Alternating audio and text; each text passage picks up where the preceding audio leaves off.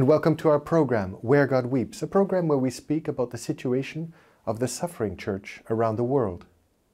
Malawi, among the smallest countries in Africa, is a landlocked nation in the eastern part of Africa.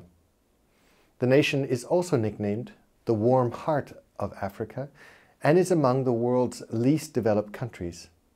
The economy is heavily based in agriculture, with a largely rural population, and is making efforts to overcome decades of underdevelopment and corruption, as well as the impact of HIV-Aids, which has claimed the lives of tens of thousands every year.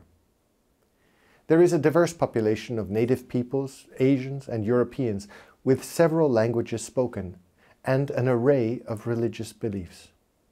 To tell us more about the situation of the Catholic Church in Malawi, it's my pleasure to welcome Fr Daniel Chasowa Kamanga. Fr Daniel, thank you for being with us here today in our program. Thank you very much. It's also my joy, my pleasure to be here.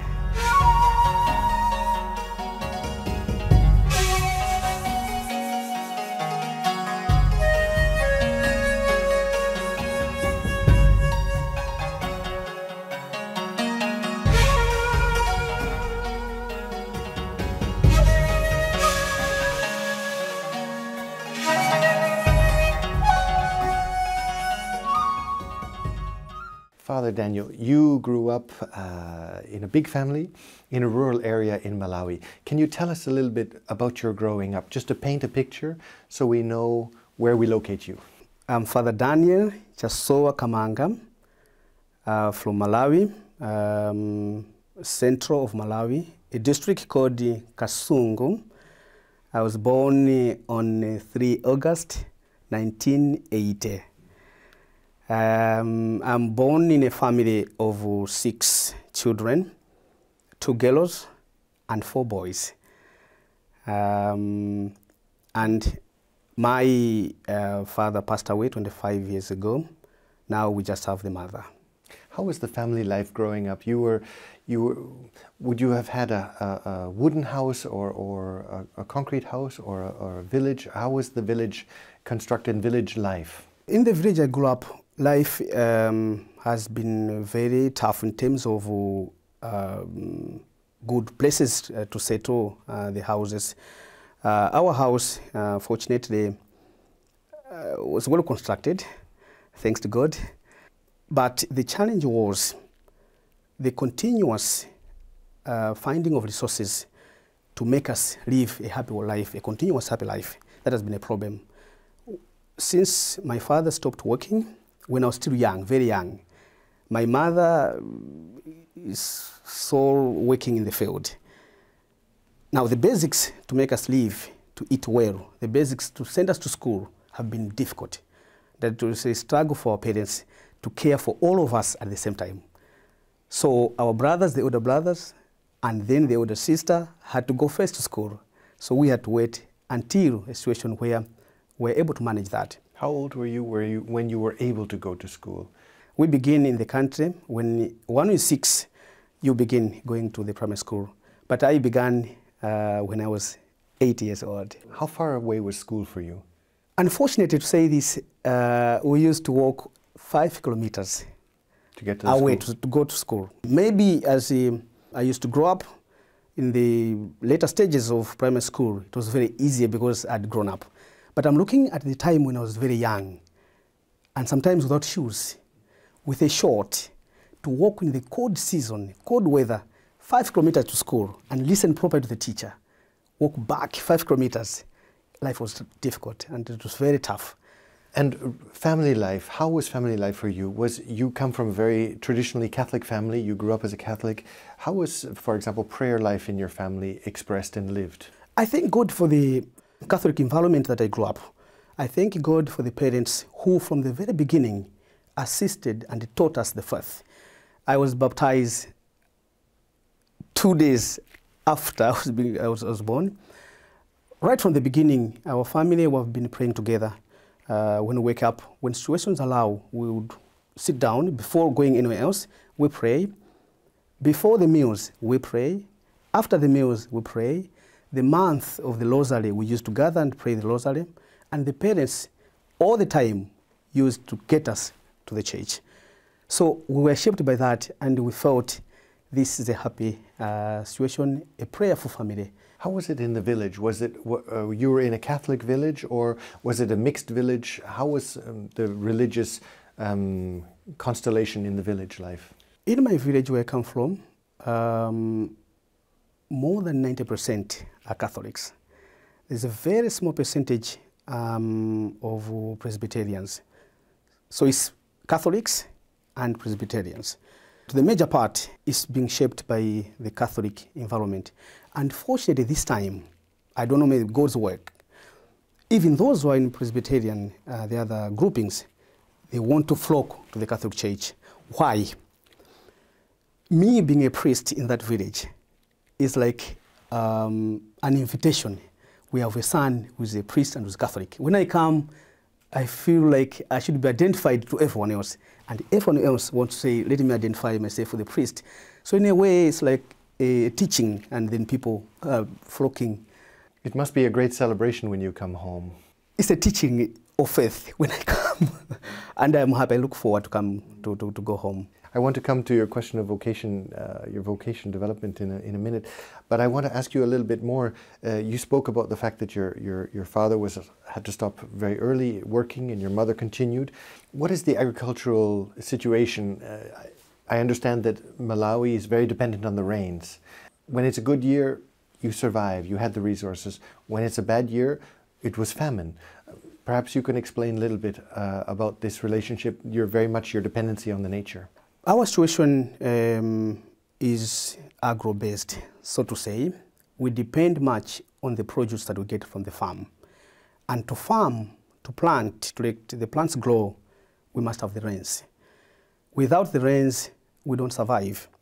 Now, the situation hasn't been very good over the past 10 years or so. We can't judge the situation. It's been getting worse. We can't read the pattern. Now, the moment where we don't have the rains for resources in the field, it has been so difficult where to go and where to rely. It's lucky for those parents who work, for example, in the offices. At the end of the month, they will get something, and that will enable them buy maize for the staple food that we have in Malawi. But for those parents who don't work, like my father, like my mother, solely in the field, it has been very difficult. So that's the number one area which has been so difficult. So we're talking of the rains, but also talking of the resources, because to plant, to make it grow, we must have the resources. The seeds. The seeds, the fertilizer. Now, a situation where there's nothing to buy these, even if there's good rain and even if the weather is good, there's nothing for me to plant, for example. There's nothing for the family to plant in the field. So there has been a combination of the rains, on one hand, a major aspect, and then the resources. So you yourself, you've experienced hunger. You've experienced poverty and hunger. Very much so.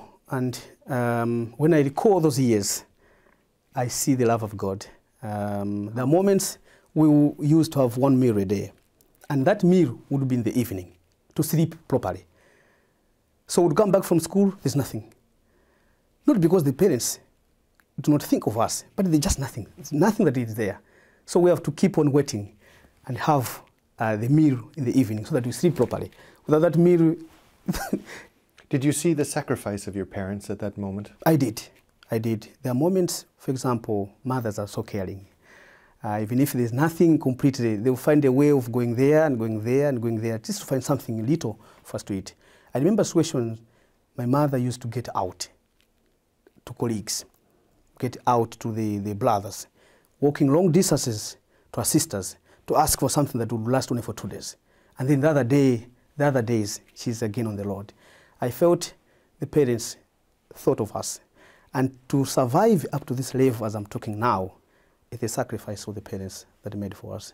How much was their life an example for you in your vocation development? First of all, because they gave me a good background, the faith. And that faith enabled me to build my life towards priesthood. I have talked here of my struggles at the primary school, walking long distances. I applied after primary school, I applied to be accepted to join the minor seminary, which is far away from home. I was lucky, I was selected among few boys for secondary education. I was there for 4 years. life was not very easy because the parents had to pay for the fees, they had to pay for my transport, they had to pay for my resources, they had to pay for my books. It was not very easy. Thanks, brothers came in and assisted. So that was shaping my life towards this vocation. And I was hearing like God wanted me to assist others as well, as a priest. I was hearing that knock, I was getting that bell every minute in the minor seminary. When I finished my minor seminary after 4 years, the secondary education, I applied for the major seminary to be accepted to begin philosophy. I was accepted. I was trained in philosophy for 3 years. Then I applied for theology. I was accepted. So after 9 years of training, I got ordained on 18 July 2009. How was it for you in your spiritual development?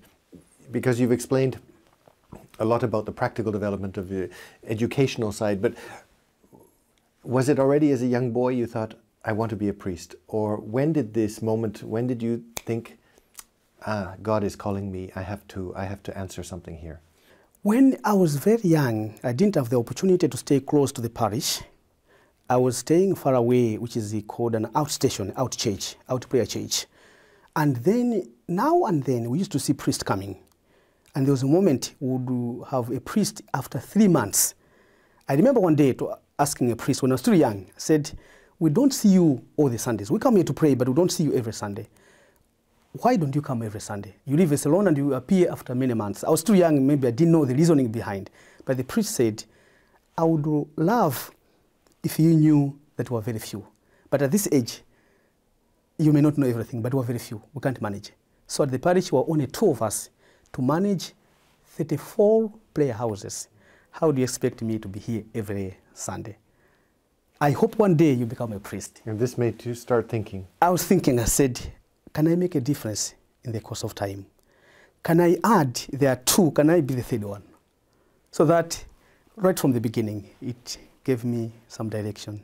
We've spoken about your vocation, about the situation. You've mentioned also in the village life you had the Presbyterians and the Catholics, but there are also other religions you have in Malawi. You have Islam, you have traditional African religions.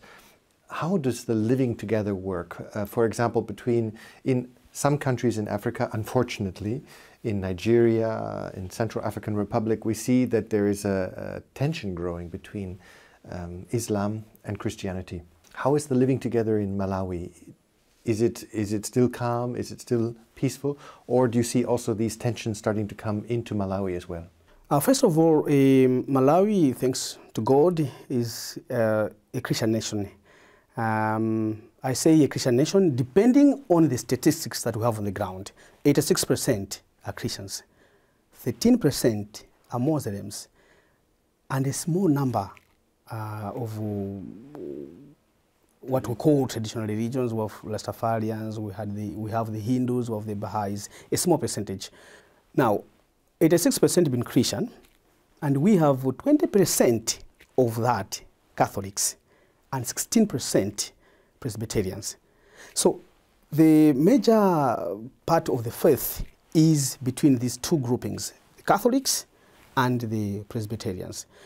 Lucky enough, in our country at present, we have had no major tensions where we would call these tensions people are fighting based on the faith. We're lucky, maybe God has blessed us in that way. We may have few pockets of people not agreeing on certain aspects, which happens everywhere else. But the point of taking instruments and begin beating each other, begin fighting and begin killing each other, we have not experienced that to the major aspect as other part of the... Thanks be to God. Thanks be to God. Father, you mentioned traditional African religions. Can you explain just in 2 words, what is, for our understanding, what is a traditional African religion? Are these people also becoming Christian? Are they converting to the Catholic faith as well? But just to give us a little bit of a picture of the traditional African religions. We have a pocket of people, like for example, where I come from, of those who think I must pay attention more to my ancestors. I must pay attention to my fathers who are dead, to my grandfathers who are dead. If I please this section, I will be happy in life. So they don't seem to pay much attention with the Catholicity, going to public places in the church. All they want is, I'll please my parents who are dead. I'll please the spirits of my grandfathers who are dead. That will be my religion. In the course of time, since this number is getting small, the identification is becoming difficult. And once one says, I can't go to the church because I do pay attention to my ancestors, you're like the only one in the village. So I'm happy to say there's a major shift now from those traditional religions to the major religions. In my village, for example, we have a very big shift every year, people getting baptized. You see a strong growth of the Catholic faith? I do. And why? What do you attribute this to? Why, for example, why did they not go to the Pentecostal or the Presbyterians rather? Why are they interested, let's say, in the Catholic faith? It has more to do with the, one, Catholic is a larger grouping. So everyone would like to be identified by a larger grouping. And so the group that is higher, larger, the Catholicity, and also they have seen the order of life. You don't wake up today and say, we'll be doing this, and tomorrow, no, we have changed our story, we'll do what we did yesterday. They have seen like, this is a major part of our faith, the Catholicity, because everyone else is Catholic. At the same time, there's kind of order in the transmission of the faith. We see where we're coming from, and we see the level of growth. Apart from that, seeing a priest in the village is enough testimony, is enough gospel. We have a priest here who's Catholic, comes to see us, not because we're Pentecostals, but because we're brothers in this family. There is, however, some, now I don't know whether it's a dying situation, but there is still some syncretism that is going on, where you have perhaps a man who professes himself to be Christian and yet will still have 3 wives. How does the Church deal with this question of syncretism, or is it not such an issue anymore? That's an unfortunate fact about humanity. There are moments people are not sure. It's like one leg this side, the other leg that side. If things are okay this side, I'll go this side. If things are good this side, I'll go this side. But situation should not be like that. I can't be either or. I have to be one side. We have had situations, for example, depending on the background and depending on tribes. For example, in my country, we have one tribe that believes a man should have more than one. And just that's the faith I've grown up with. And to find a man having one wife is like, you're not yet matured. You're not yet a man, let me put it that way. For the Catholicity, for the faith, there's still insistence on one wife, one husband. It's difficult for others, but they have to practice that in order to live the faith properly. So there's that shift from traditional beliefs and from tribal beliefs to the belief of faith. I want to address another topic in this line of marriage, because from the readings that I've been doing, I understand that Malawi has one of the highest, unfortunately, one of the highest divorce rates in all of Africa. Apparently, according to the readings here, Germany's demographic research, up to 1/3 of people in Malawi get divorced.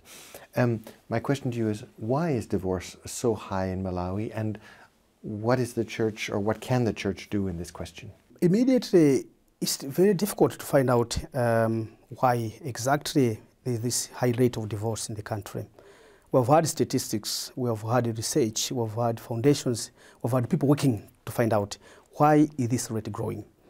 To find the exact reasons for this divorce, it has been very difficult. However, there are moments when a number of people won't just divert to new style of life. They just want to be different. And so one thinking is, I can't stay, for example, with a wife forever and have to experience a new kind of life. So it's like a contract for some of them. I will live with you up to this point. I try the other part. I try the other part. I try the other part. And some of them, it's because of their background, tribal background. It's possible today, if things are not okay, I will disband, I will have another one. So that has shaped their mentality. And even when you bring the teaching, the thinking is, we were told by our parents, we were told by our forefathers, if you are tired, try a new site, try a new field, try a new environment.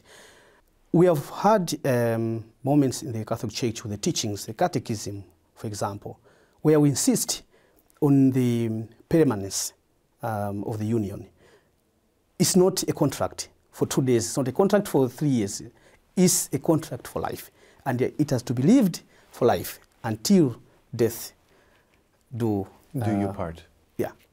Father, can you give me an example of something that you would say would not be good in the culture that you're trying to suggest to the culture? Perhaps this is not so healthy for this culture. And on the other side, something that you are saying, this is a very positive value in a culture and we are baptizing this. Can you give an example of either one of those? The first example I would give about something that is negative, for example, is the belief that as a man, I should have more than one wife. And then it's built in me. Now, with the teaching of permanence of marriage, for example, that the bond of marriage in a family is made between a man and a wife. I mean, a man and a wife. One man, one woman. This teaching should penetrate the thinking of those who are saying, no, I cannot change. My faith, my culture, my tribe has taught me this. So the faith will assist to get rid of this, that we have what the Catholic Church, for example, teaches on the bond of marriage. That's one example. And now, what is good and to baptize what is good? An example. Okay, so that's what the negative is a negative part. The second element that I would think of that is good is the aspect of paying attention to our, for example, our Creator. In the villages, you're talking of people paying attention to the ancestors. Now, these ancestors, could we say that the most paramount ancestor is God, not these immediate ones? So, much as we pay attention to my forefathers, for example, can we think beyond this and then think of God, who is a creator of all of us? So we're building on this, which one thinks, no, I cannot think of God, I think of ancestors. Can we go beyond this ancestor, because there's a paramount ancestor, which is God, for example? So when the missionaries first came, there must have been a certain openness, because the missionaries were actually speaking already to the tribal groups of a concept of which they were already aware, that is, of the ancestors which led to the ultimate ancestor, which is God. It was a difficult mission for the missionaries at first, because no one is willing, first of all, to leave what has shaped him or her for some time. And once one comes in to disturb what has made my peace, it becomes difficult. The first moment of the missionaries, it was so difficult to convince the people we can live thinking of our most paramount ancestor was God. Some felt like, no, you have come at a bad time, you're not ancestors. If we leave this, we'll die tomorrow. So in the long run, we saw a shift from these beliefs to the Catholic Church. But at the beginning, it was so difficult. It was so difficult. One, because the missionaries were strange, people from different land. Two, they were trying like to break through the tradition that has built the people for so long. How would you say, if you were to say, let's say, how would you describe the faith today in Malawi, and what would be the next step of the Church in the faith development of the Malawian people? For example, are the roots deep, or is it a faith that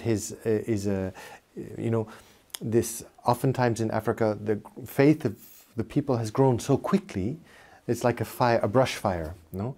It grows so quickly and the people are enthusiastic and become, but then with time they lose the faith, they go to other perhaps Pentecostal or other denominations. How is the situation of faith in Malawi? Is the faith rooted? And my question is, what do you see as the next step of faith development in Malawi? I want to look at this from two areas. First of all, the mission of the Church. The Church, basically everywhere else, has a mission to teach, to make people holy, and to govern the people. And this is the paramount mission that the Church has at all the time. Developing from the mission of Christ was a priest, a teacher, and a ruler. The second aspect I want to look at this is the aspect of the Christians. Having received this faith, what is the law? What is their duty? Can they take this faith a step ahead? Can they spread the faith they have received? So of the two aspects here, the aspect of the Church fulfilling its mission And the aspect of these recipients getting the word, how far can they take that word? Now, this is the major mission that the church has, and the major mission that the Christians have, having received the faith, they too have can have the responsibility to proclaim this faith, to spread this faith. We have moments where this flow, as I put it, has not been very smooth, has been difficult because of resources. I'll give my personal example. I want just to be personal. When I got ordained, I was sent to assist in the minor seminary, the Dawson Minor Seminary. Now, this seminary where we're shaping young ones to think of the faith and become priests thereafter. But in a situation where we could not find resources, for example, financial resources, the faith was becoming difficult because we have a boy who wants to become a priest. We have a boy who would like to deepen the faith, but can't find resources, can't pay for the fees. So we had a situation, for example, do we take these because they believe in God, because of the faith, and they can't pay the money? Do we leave them out because they can't pay the money? You would be able to see that kind of dilemma that we're faced in. So the looting of the faith, the mission of the church, to plant this in an environment where it's restricted financially has been so difficult. I would think a step ahead would be if we can find a way of letting the Christians, letting the people have basics in life. For example, small development activities that they can sustain them and then leave the faith. It's difficult to have a Christian in the church who would like to have the faith grow and yet has had nothing to eat for 3 days. And comes the priest, can I have something to eat? And then I say, no, can you listen to the word of God? It has been so difficult. So I look at this challenge as a thorn, kind of tears for the Christians who would like the faith to grow. There's a mission to be fulfilled in an environment that is restricted by basics in life, like, for example, finances. There's a lot to do. A lot of hope, but a lot to do. Father Daniel, thank you for having been with us today in our program. Thank you very much. And thank you, ladies and gentlemen, for having been with us today in our program, Where God Weeps. And if you'd like to know more about the situation of Catholics in Malawi and perhaps how you might be able to help, either through your prayers or concrete action, I would encourage you to look at the contact information at the end of this program. And we look forward to seeing you next week. Take care.